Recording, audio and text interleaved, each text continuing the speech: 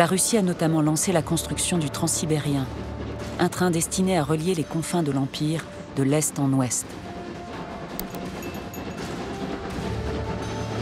Le Transsibérien est la plus longue voie ferrée du monde. Il parcourt plus de 9000 km et dessert près d'1 millier de gares.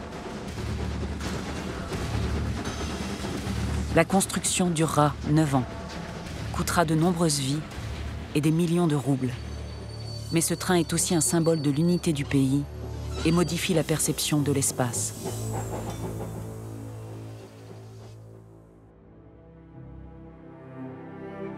En 1900, l'œuf du Transsibérien que conçoit Fabergé est en argent et en émail guilloché vert.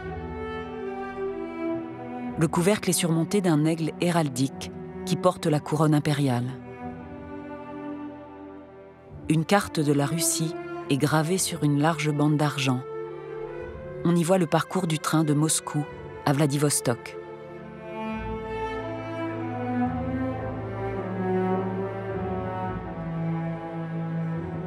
L'œuf est porté par 3 griffons. La surprise à l'intérieur de l'œuf est une copie miniature du train pliée en 3 sections. La locomotive est accompagnée de 5 wagons, dont une chapelle.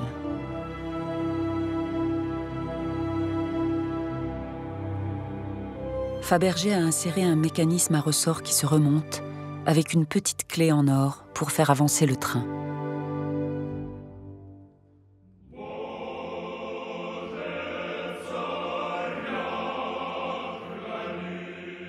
Nicolas II est sacré empereur le 14 mai 1896.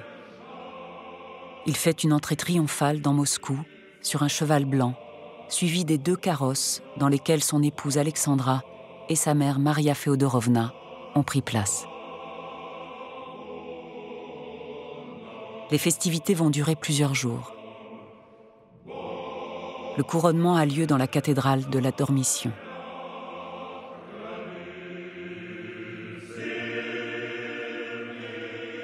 Une foule immense est massée dans les rues et la périphérie de la ville. La journée est endeuillée par une bousculade meurtrière qui provoque plus d'1 millier de victimes. Fabergé consacre un des œufs les plus célèbres à cette cérémonie. L'œuf du couronnement est recouvert d'un lumineux émail jaune translucide qui repose sur de l'or guilloché.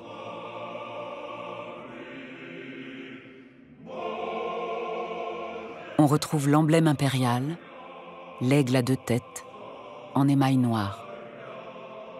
Le monogramme de l'impératrice est inscrit au sommet et à la base. La date est recouverte par un diamant rose. L'œuf contient une surprise. La copie du carrosse qui conduisit Alexandra au couronnement. Le carrosse miniature de 9 cm roule, tourne. La porte s'ouvre grâce à une minuscule poignée en or. Un marchepied se présente. Les vitres sont taillées dans du cristal de roche. L'œuvre est éblouissante de virtuosité. Pendant les années qui suivent, Nicolas II dirige la Russie, mais il accorde une place privilégiée à sa famille. Quelques mois après son mariage, il avait écrit dans son journal « Avec Alix, je suis immensément heureux. Dommage que les affaires d'État me prennent tant de temps. Je préférerais passer avec elle toutes ces heures. » Alors que les Romanov attendent avec impatience un héritier du trône, en 6 ans, le couple donne le jour à 4 filles. Enfin, un garçon, le tsarevitch Alexis, naît en 1904, mais il est hémophile et cet enfant fragile a une espérance de vie diminuée.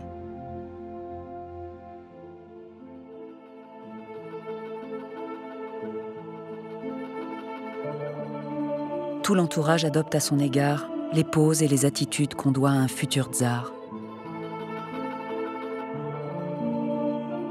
Mais chacun sait qu'il ne montera jamais sur le trône.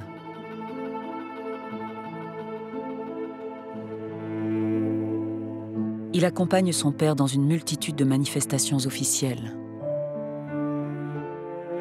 mais parfois contraint d'être porté dans les bras d'un cosaque.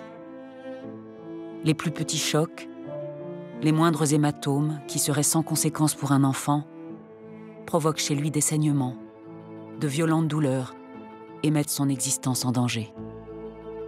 Aussi, chacun prend envers Alexis 1000 précautions.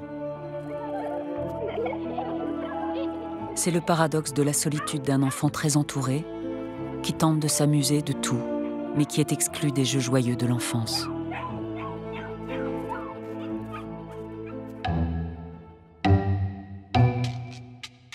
Pour égayer les journées du tsarévitch et tenter de le distraire, Fabergé fait fabriquer un étonnant rhinocéros en argent.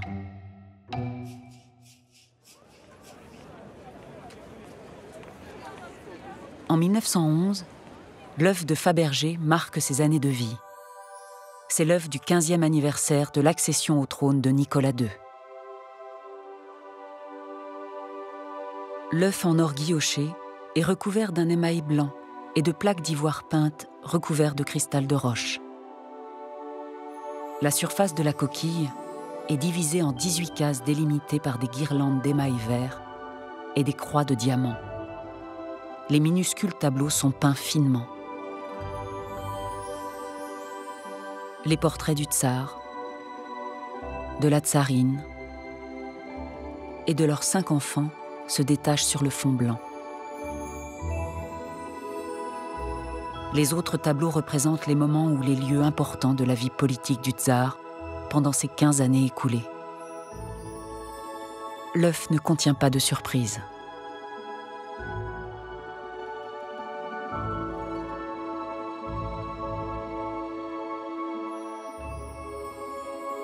Les commandes de la famille impériale attisent l'intérêt de clients venus de l'aristocratie, de la finance et de l'industrie.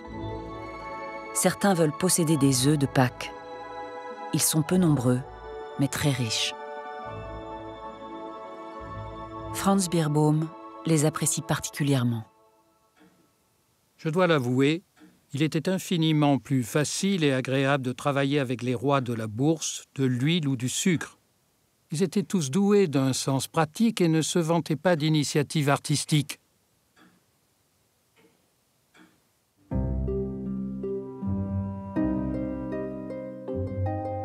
La richissime Consuelo Vanderbilt, la fille du roi des chemins de fer américains, mariée au duc de Marlborough, a demandé à Carl Fabergé d'en concevoir un pour elle.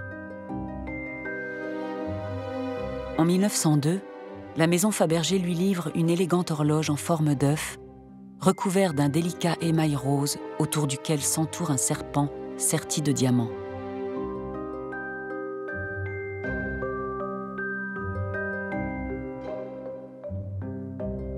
La langue du serpent indique l'heure sur un couvercle mu par un mécanisme d'horlogerie. Le sommet de l'œuf est couvert de guirlandes en or de 4 couleurs.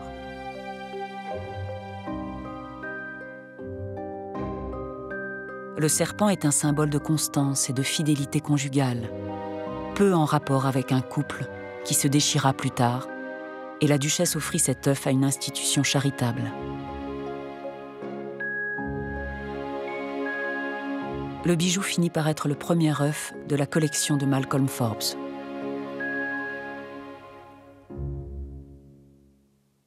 Autre client très fortuné, Alexandre Kelch, dont la richissime belle-famille contrôle l'or sibérien, a commandé pour son épouse des œufs de Pâques qu'il souhaite aussi somptueux que ceux des tsars. En 1898, Fabergé livre donc à Varvara Kelch une nouvelle version de l'œuf à la poule. L'œuf de Kelch est plus grand que sa version impériale. Il est recouvert d'un émail guilloché, couleur rubis.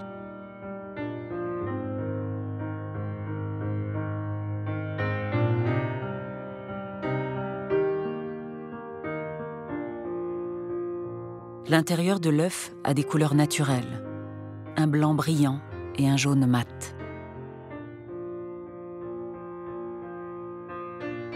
La surprise est une poule qui est entièrement peinte à l'émail.